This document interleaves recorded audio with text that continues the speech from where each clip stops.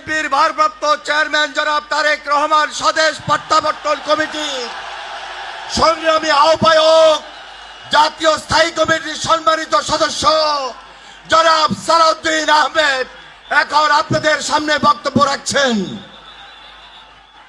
আমি বক্তব্য রাখার জন্য উঠি নাই। বিসমিল্লাহির রহমানির রহিম।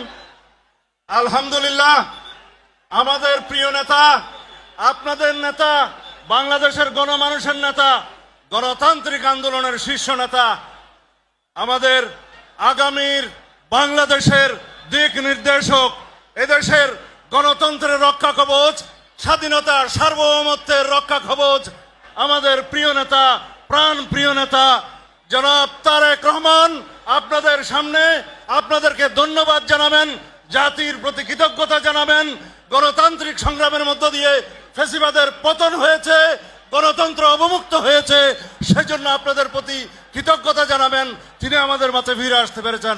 আমি আহ্বান জানাচ্ছি বাংলাদেশের গণমানুষের নেতা, আমাদের প্রাণ প্রিয় নেতা, বাংলাদেশের আগামী দিনের দিক নির্দেশক জনাব তারেক রহমান, জনাব তারেক রহমান।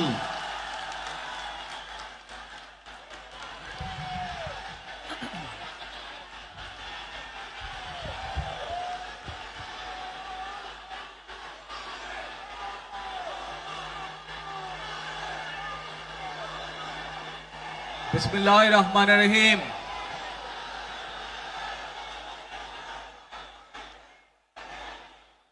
প্রিয় বাংলাদেশ, উপস্থিত প্রিয় মুরব্বীবর্গ, মঞ্চে উপস্থিত জাতীয় নেতৃবৃন্দ, আমার সামনে উপস্থিত প্রিয় ভাই ও বোনেরা এবং মিডিয়ার মাধ্যমে সমগ্র বাংলাদেশ থেকে যারা দেখছেন এই অনুষ্ঠান, প্রিয় ভাই বোনেরা, প্রিয় মা বোনেরা, আসসালামু আলাইকুম। প্রিয় ভাই বোনেরা, আজ প্রথমেই আমি রাব্বুল আলামিনের দরবারে হাজারো লক্ষ কোটি শুকরিয়া জানাতে চাই। রাব্বুল আলামিনের অশেষ রহমতে আজ আমি আমার প্রিয় মাতৃভূমিতে ফিরে আসতে পেরেছি আপনাদের দোয়ায়, আপনাদের মাঝে। প্রিয় ভাই বোনেরা, আমাদের এই প্রিয় মাতৃভূমি 1971 সালে লাখো শহীদের রক্তের বিনিময়ে অর্জিত হয়েছিল। ঠিক একইভাবে 75-এ আবার 7ই নভেম্বর আধিপত্যবাদীদের হাত থেকে রক্ষার জন্য সেদিন সিপাহী জনতার বিপ্লবের মাধ্যমে আধিপত্যবাদের হাত থেকে দেশকে রক্ষা করা হয়েছিল। একইভাবে পরবর্তীতে 90-এ স্বৈরাচারের বিরুদ্ধে এদেশের জনগণ, এদেশের খেটে খাওয়া মানুষ তাদের গণতান্ত্রিক অধিকারকে ছিনিয়ে এনেছিল। কিন্তু তারপরেও ষড়যন্ত্রকারীদের ষড়যন্ত্র থেমে থাকেনি। আমরা তারপর দেখেছি 2024 সালে, 71 সালে এই দেশের মানুষ যেমন স্বাধীনতা অর্জন করেছিল, 2024 সালে এই দেশে যেমন পাহাড়ের মানুষ আছে, এই দেশে একইভাবে সমতলের মানুষ আছে। এই দেশে মুসলমান, বৌদ্ধ, খ্রিস্টান, হিন্দু সহ বিভিন্ন ধর্মের মানুষ বসবাস করে। আমরা চাই সকলে মিলে এমন একটি বাংলাদেশ গড়ে তুলব আমরা, যেই বাংলাদেশের স্বপ্ন একজন মা দেখেন, অর্থাৎ একটি নিরাপদ বাংলাদেশ আমরা গড়ে তুলতে চাই। যে বাংলাদেশে একজন নারী, একজন পুরুষ, একজন শিশু যেই হোক না কেন নিরাপদে ঘর থেকে বের হলে নিরাপদে ইনশাআল্লাহ ঘরে আবার ফিরে আসতে পারে। প্রিয় ভাই বোনেরা, এই দেশের জনসংখ্যার অর্ধেক নারী, 4 কোটিরও বেশি তরুণ প্রজন্মের সদস্য, 5 কোটির মতন শিশু, 40 লক্ষের মতন প্রতিবন্ধী মানুষ রয়েছেন, কয়েক কোটি কৃষক শ্রমিক রয়েছেন। এই মানুষগুলোর একটি প্রত্যাশা আছে এই রাষ্ট্রের কাছে, এই মানুষগুলোর একটি আকাঙ্ক্ষা আছে এই দেশের কাছে।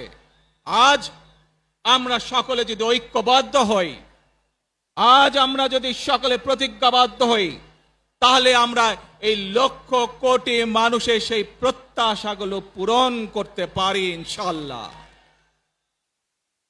প্রিয় ভাই বোনেরা, 71 সালে আমাদের শহীদরা নিজের জীবন উৎসর্গ করেছিলেন এই রকম একটি বাংলাদেশ গঠনের জন্য।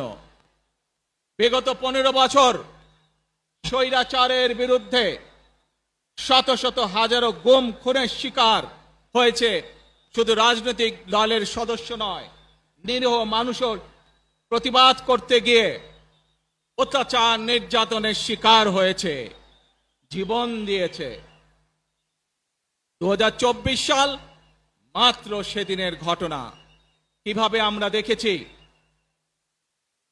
আমাদের তরুণ প্রজন্মের সদস্যরা কিভাবে নিজের জীবন উৎসর্গ করেছে দেশের এই স্বাধীনতা এবং সার্বভৌমত্বকে রক্ষা করার জন্য।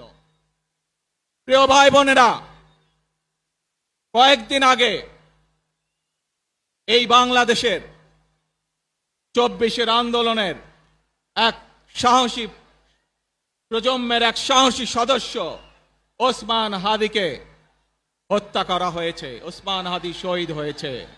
প্রিয় ভাই বোনেরা, ওসমান হাদি চেয়েছিল এই দেশের মানুষের জন্য গণতন্ত্র প্রতিষ্ঠিত হোক, এই দেশের মানুষের গণতান্ত্রিক অধিকার প্রতিষ্ঠিত হোক, এই দেশের মানুষ তাদের গণতান্ত্রিক এবং অর্থনৈতিক অধিকার ফিরে পাক।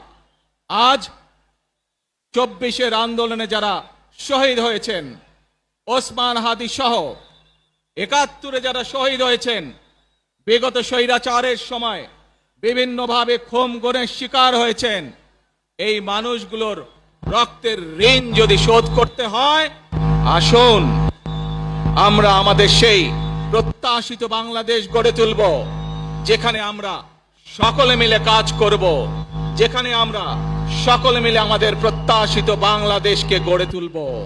প্রিয় ভাই বোনেরা, বিভিন্ন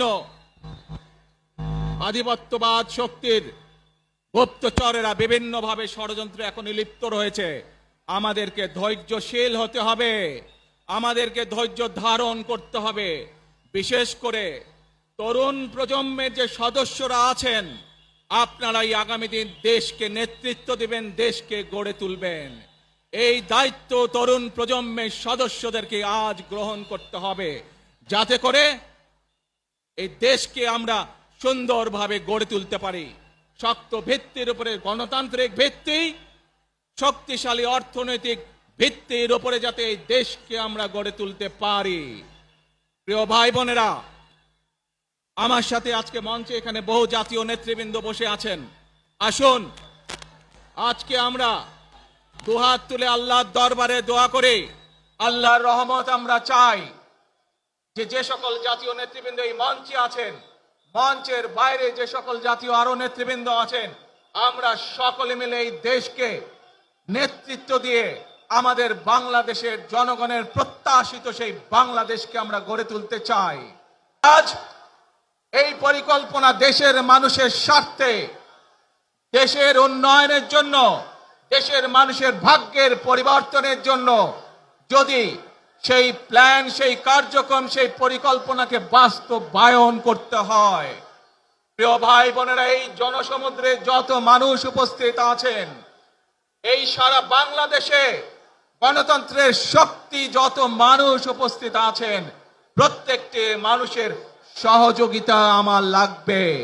প্রত্যেকটি মানুষের সহযোগিতা আমাদের লাগবে। আপনারা যদি আমাদের পাশে থাকেন, আপনারা যদি আমাদেরকে সহযোগিতা করেন, ইনশাআল্লাহ আমরা আই হ্যাভ এ প্ল্যান বাস্তবায়ন করতে সক্ষম হব। আসুন আমরা আল্লাহ রব্বুল আলামিনের দরবারে হাত তুলে প্রার্থনা করি, আমরা যেন হে রব্বুল আলামিন, হে একমাত্র মালিক, হে একমাত্র পরওয়ারদিগার, হে একমাত্র রহমত দানকারী, হে একমাত্র সাহায্যকারী,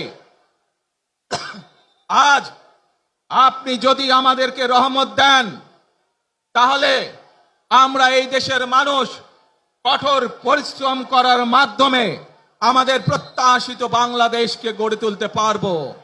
আজ যদি আল্লাহর রহমত এই দেশ এবং এই দেশের মানুষের পক্ষে থাকে, আল্লাহর সাহায্য, আল্লাহর দয়া এই দেশের মানুষের উপরে, এই দেশের উপরে থাকে, ইনশাআল্লাহ আমরা আমাদের প্রত্যাশিত বাংলাদেশ গড়ে তুলতে সক্ষম হব।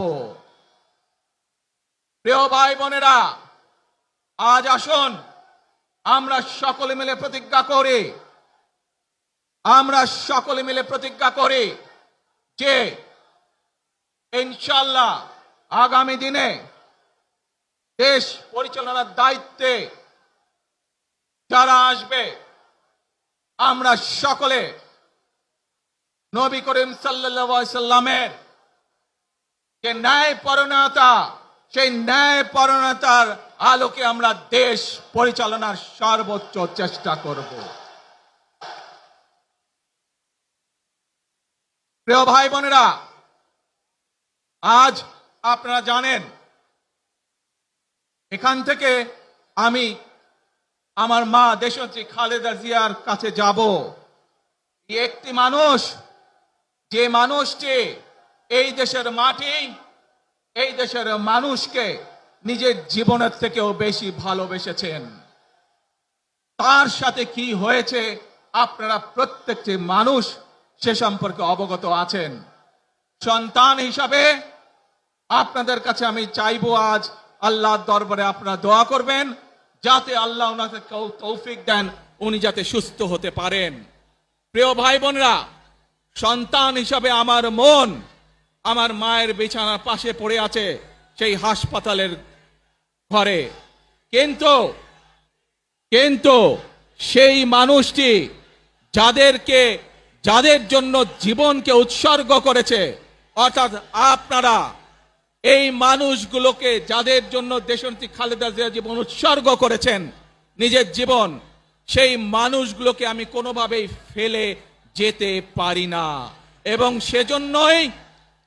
সেজন্যই আজ হাসপাতালে যাবার আগে আপনাদের প্রতি সহ টেলিভিশনগুলোর মাধ্যমে যারা সমগ্র বাংলাদেশে আমাকে দেখছেন, আপনাদের সকলের কাছে কৃতজ্ঞতা প্রকাশ করার জন্য আজ আমি এখানে দাঁড়িয়েছি আপনাদের সামনে।